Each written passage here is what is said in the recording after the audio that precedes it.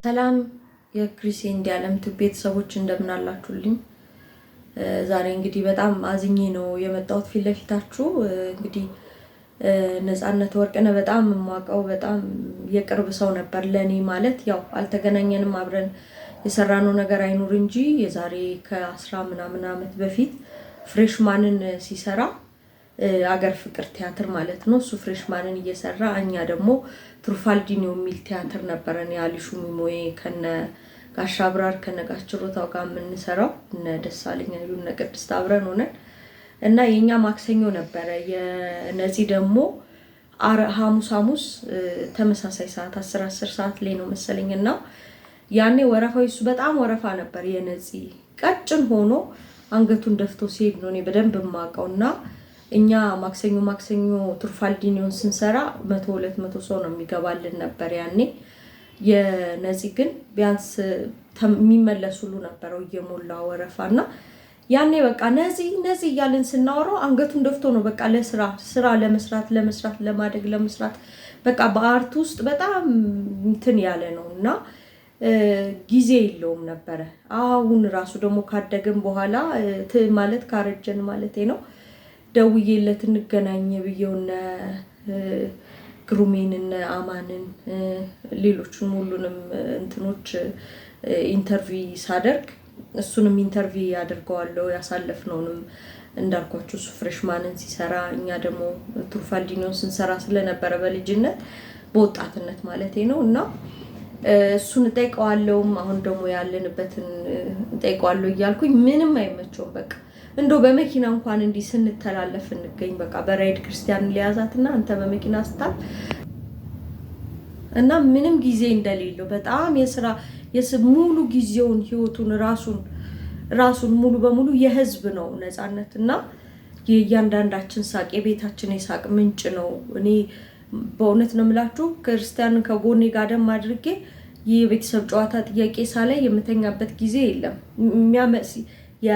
እንትን ሳይኖር ሲቀር እንኳን ደግማለሁ ያየሁትን ሲያልቅ ማለት ነው። ያየሁት ሲያልቅ ደግሜ አይ ነበር እና ንግግሮቹ አዳዲስ የሚያመጣቸው ከህፃናቶቹ ጋር ያለው ህፃናቶቹ እንዲያድጉ በምልክት እየተነገረ ያለ ጨዋታው የምልክት ጨዋታ ሲሆን ግባ የሚለው ጊዜ አለ። ካሜራማኑ ግባ አንተ እንዲያውቁት የሆነ ነገር በቃ አብሮ እንትን የሚል ወደዛ ነገሩ የምልክቱን የሚገልጽ ነገር ሲላቸው ለህዝብ አግዞ ያንን 40,000 ብር እንዲያገኙ ያለው ደስታ በቃ ቀልዱ የሚቀልዳቸው ነገሮች አሁን ከሰይፉሻ ጋር ራሱ ጥያቄና መልስ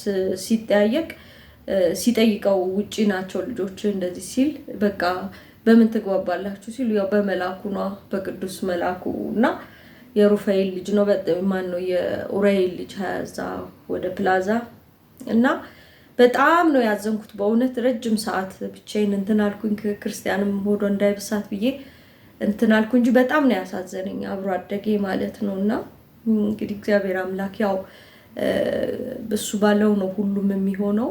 ህመሙም እንደዚህ ቀላል ነው ያው ራሱን ታግሎ ይሆዱን በሆዱ ያደረገ ቀላል ህመም አድርጎ ግን ከባድ ነውና እግዚአብሔር የመረጠው ነው የሚያደርገው። እነዚህ እግዚአብሔር አምላክ የህዝብ ነው አንተ ህዝቡ ነው የሁሉም የጓዳ ሳቅና እኔ አክስቴን የነገረችኝ ደውላ ዛሬ እንግዲህ ምንም ብዙ የእጅ ስልክ ማትጠቀም በቴሌቪዥን አይታ ነው የነገረችኝ ኢቢኤስ ላይና ደውላ እኔ አላየሁም ነበርና የሁሉም የጓዳ በየጓዳ ያለው የሳቁ ምንጭ ነው። በቃ በጣም ደስተኛ ነው ሁሉም ሰው ነፃነትን በማየቱና እንግዲህ እግዚአብሔር አምላክ እስካለለት ጊዜ ድረስ ሁሉንም አስደስቶ አዝናንቶ ኖሯልና እግዚአብሔር አምላክ ነፍስህን በገነት ከነ አብርሃም ከነ ይስሐቅ ጎን ያሳርፍልህ። የሁላችንም ሀዘን ነው የኢትዮጵያውያን በሙሉ ነህ አንተና ልጆችህንም ባለቤትህንም መጽናናቱን ቤተሰቦችህን እናት አባት እህት ወንድሞችህን በሙሉ መጽናናቱን ይስጣቸው። ለኢትዮጵያ ህዝብም ለሁላችሁ መጽናናቱን ይስጣችሁ።